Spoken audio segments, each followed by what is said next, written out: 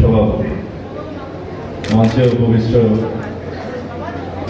প্রায় সকল ছাত্র সংগঠনের শীর্ষ নেতৃবৃন্দ, ঠিক এবং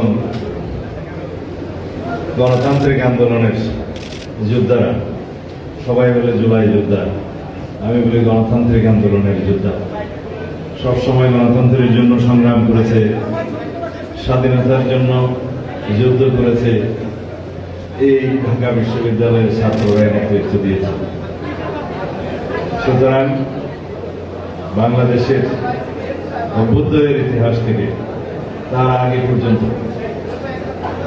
ব্রিটিশ বিরোধী আন্দোলনের সময় থেকে ছাত্র সমাজের ভূমিকা উজ্জ্বল। আমাদের এই উপমহাদেশে, সারা বিশ্বের ইতিহাসেও ছাত্রদের ভূমিকায় সেই সমস্ত দেশের ইতিহাস রচনায় ভূমিকা রেখেছে, ইতিহাসের বাক পরিবর্তনে ভূমিকা রেখেছে এবং প্রত্যেকটি দেশের স্বাধীনতা সংগ্রাম থেকে শুরু করে গণতান্ত্রিক অধিকার আদায়ের সকল সংগ্রামে ছাত্ররাই নেতৃত্ব দিয়েছে প্রাণ শক্তি হিসেবে।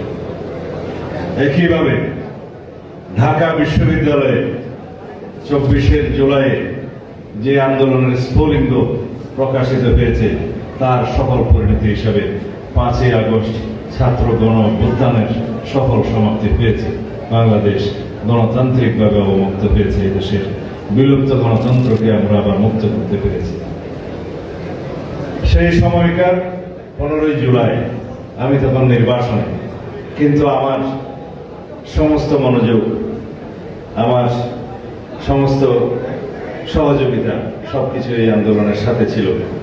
আমার সহযোদ্ধারা জানে এবং যারা জুলাইয়ের এই ছাত্র